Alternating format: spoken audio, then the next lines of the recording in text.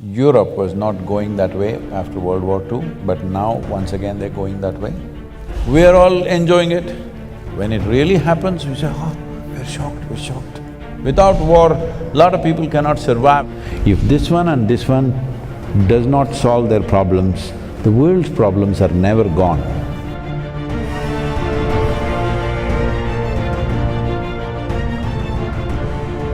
What I consider perhaps even symbolically, like a symbolic message that one of the most fertile, perhaps the most fertile soil on the earth is now in a country which is now in war, in Ukraine.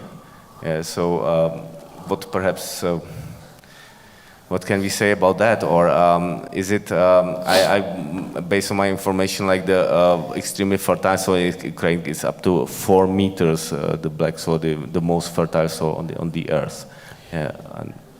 So how do we, what do we do? See, the thing is this, when nations across the world, almost without exception, fortunately, Europe was not going that way after World War II, but now once again they're going that way. Almost every nation has invested enormous amount of money in building and stockpiling arms, armaments, bombs, missiles, smart bombs. I don't know how a bomb can be smart, it's the dumbest thing to do. It is the dumbest thing to do.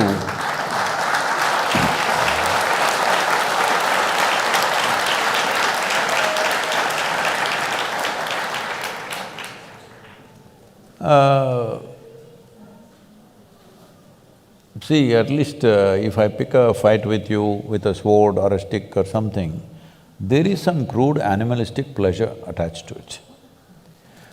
1,000 people are sitting here, you just drop a bomb, all of them died. I don't know what is smart about that. I cannot understand this.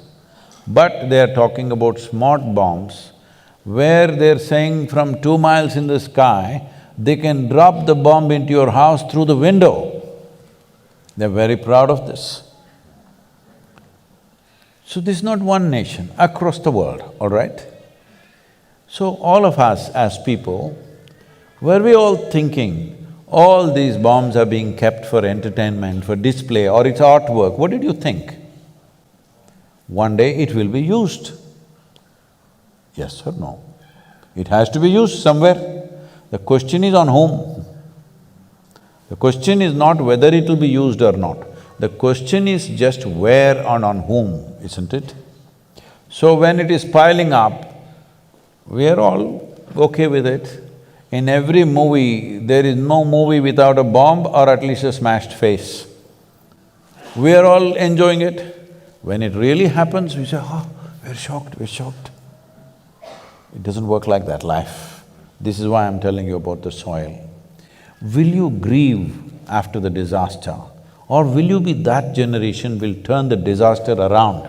This is all the choice we have, because this is our time on the planet. How we do our life is our life, isn't it? So, wars are almost inevitable because economies are built on war. Without war, a lot of people cannot survive. The largest industry on the planet is arms and armaments. How will you not use it? If I am making guns and bullets and I sell it to you and you don't shoot a single bullet, I'm disappointed with you. Hello? This happened, I was at the World Economic Forum. At that time, the Sudanese war was going on, terrible war.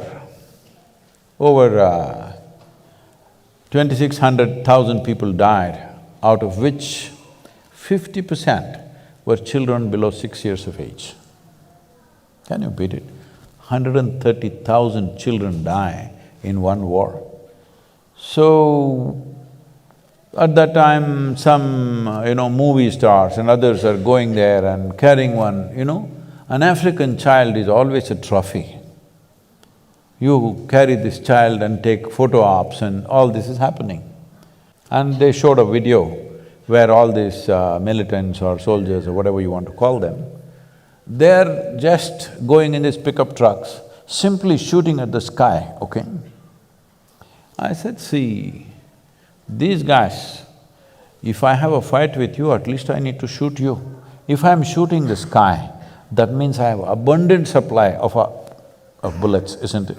Abundant supply. Otherwise I won't be shooting the clouds. If I'm fighting a war, when I shoot, I want somebody to die. Yes or no? Hello? I'm not going to shoot at the sky, but they're shooting at the sky with automatic weapons continuously. I said, see, somebody is supplying them plenty, all right? Otherwise nobody will shoot at the sky. I said, there are 62 industries in the world who manufacture that caliber of bullet. I will give you the addresses. Will you go and lock them up? No. You will go to the war zone and pick up a child and do drama.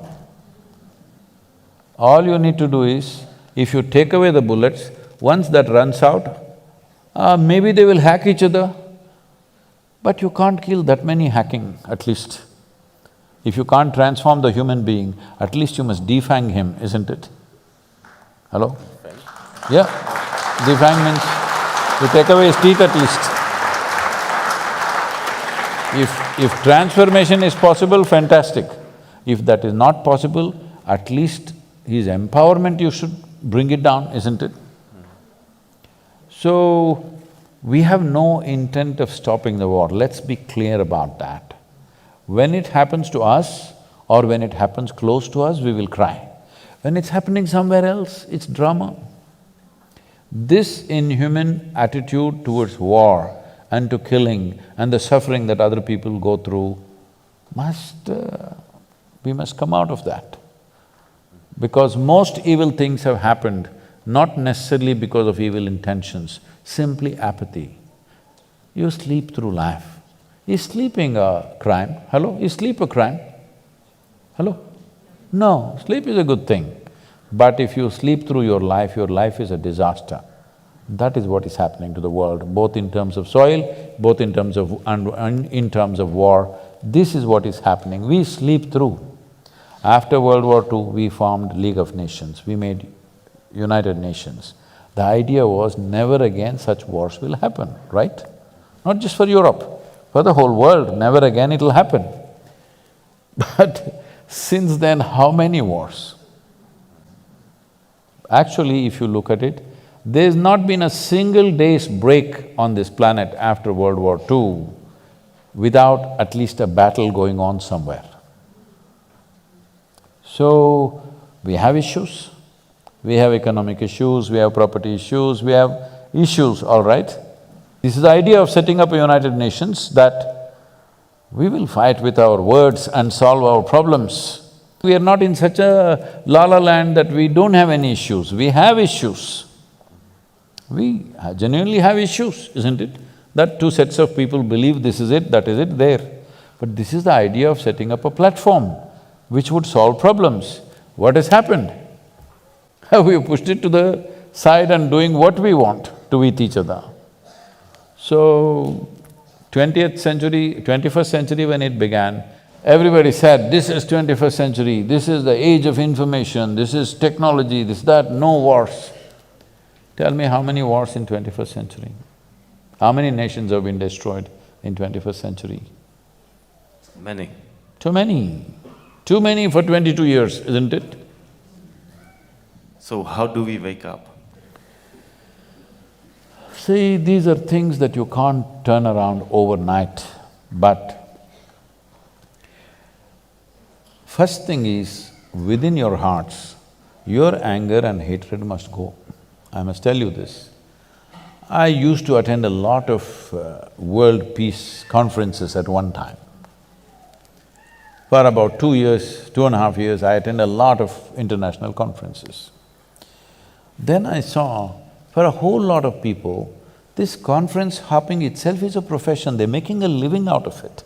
I'm the only idiot sitting there thinking we are working for world peace.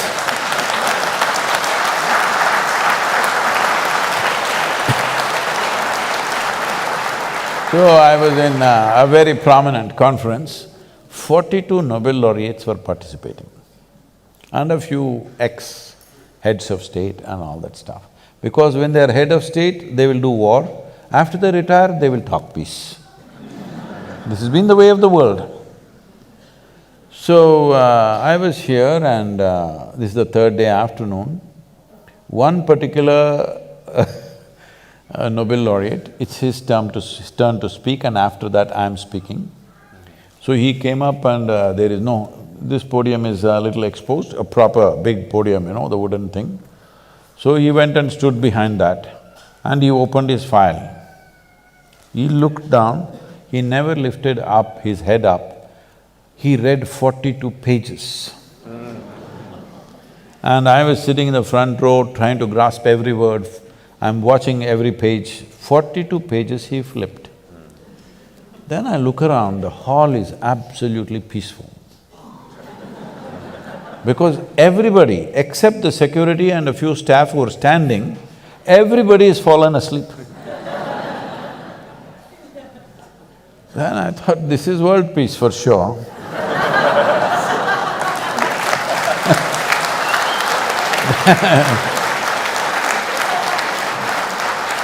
Then my turn to speak came and I said, see, in the last 3 days I've heard so many bombastic speeches about creating world peace. But I'm asking you sincerely, how many of you can place your hand on your heart and say, your mind is peaceful? Because if your mind is not peaceful, if you can't make your mind peaceful, making the damn world peaceful is out of question. Because what you are seeing in the world is a larger manifestation of what's happening in human minds, isn't it? If there are no human beings on this planet, world is peaceful, isn't it?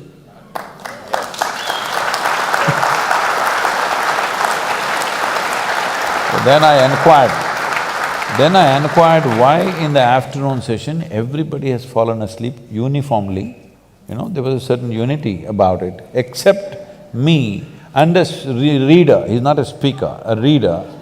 Everybody has fallen asleep. Then I asked, what happened? He said, no, Sadhguru, yesterday evening there was a Bacardi festival. Oh, free drink. So everybody became peaceful. So, that was the last World Peace Conference I went to. so let us make the wish to make our minds peaceful globally, and I think Olga wants to… No, this is the whole thing. We can't make everybody's mind peaceful. You can make yours peaceful, I can make mine peaceful, she can make hers peaceful, this is the only way it works. This is the problem. We talk about a world, we talk about a society, we talk about a humanity. No, all these are just vocabulary. There are only human beings. If this one and this one does not solve their problems, the world's problems are never gone. It will manifest in so many ways.